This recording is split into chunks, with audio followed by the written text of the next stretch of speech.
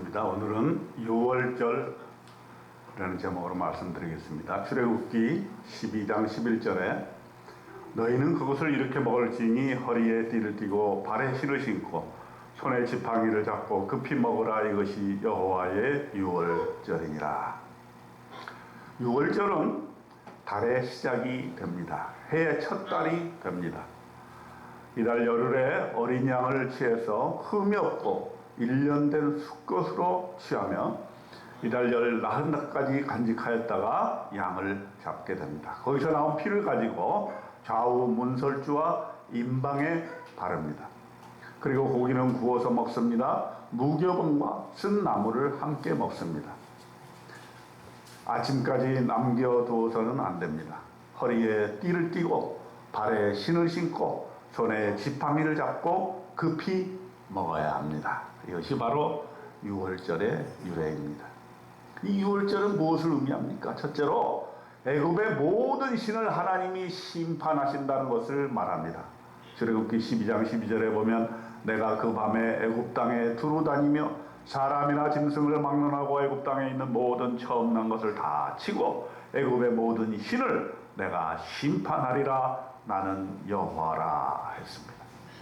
여호와는 오직 하나뿐인 신이신 것입니다. 신 중에 신이신 것입니다.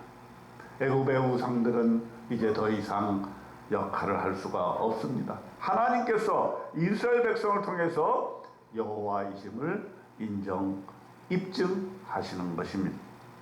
우리의 6월절을 통해서 저와 여러분은 하나님 한 분만으로 신을 삼고 예배하는 그런 민족이 되어야 될 것입니다. 모든 우상을 버리고 우상의 숭배로부터 탈출해야 되는 것입니다. 이것이 바로 우리의 구원의 길이고 이 구원의 길을 통해서 하나님과 함께 동행하는 귀한 인생 시작하시기를 바랍니다. 두 번째로 이 6월절은 피를 보고 재앙이 넘어가는 것으로 봅니다. 출애굽기 12장 3절에 보면 내가 애굽 땅을 칠 때에 그 피가 너희가 사는 집에 있어서 너희를 위하여 표적이 될지라. 내가 피를 볼 때에 너희를 넘어가리니 재앙이 너희에게 내려 멸하지 아니하리라 했습니다. 마지막 재앙이 올 때 그것을 피할 방법은 피를 문에 바르는 것입니다. 그 피를 보고 재앙이 가는 것입니다. 이것은 무엇을 의미합니까? 피는 곧 예수 그리스도의 피를 말하는 것입니다. 우리는 예수 그리스도의 십자가의 피로 재앙으로부터 구원을 받습니다. 보혈의 피로 우리는 재앙을 피하고 구원을 얻고 영원한 생명을 얻게 되는 것입니다. 저와 여러분 오늘도 예수 그리스도의 피로 인생의 모든 재앙으로부터 구원함을 얻게 되는 놀라운 은총이 있으시기를 축원드립니다. 그리고 이제 10번째 재앙, 처음 난 것들의 죽음, 이것이 일어납니다. 출애굽기 12장 29절에 보면 밤중에 여호와께서 애굽 땅에서 모든 처음 난 것, 곧 왕위에 앉은 바로의 장자로부터 옥에 갇힌 사람의 장자까지와 가축의 처음 난 것을 다 치심했습니다. 이제 마지막 재앙이 임했습니다. 애굽에 큰 부르짖음이 있었습니다. 이제 드디어 바로 왕이 굴복을 하게 됩니다.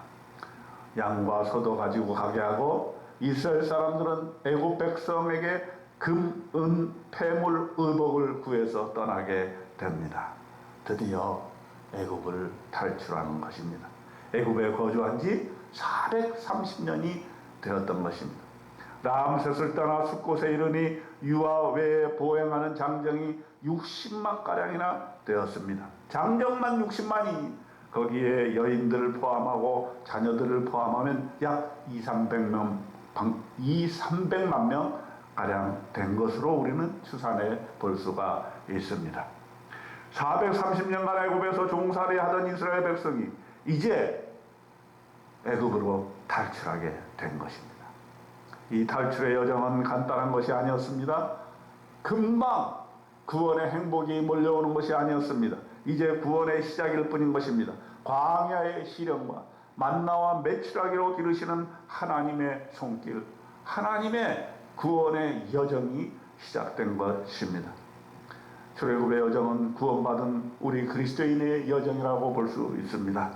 구원의 여정을 시작하면서 애굽의 압제로부터 탈출하면서 저와 여러분은 이제 앞으로 벌어질 하나님의 놀라운 은총의 역사를 경험하고 그렇게 해서 하나님의 사람이 되어가는 이 놀랍고 아름다운 인생의 여정이 시작되는 것입니다.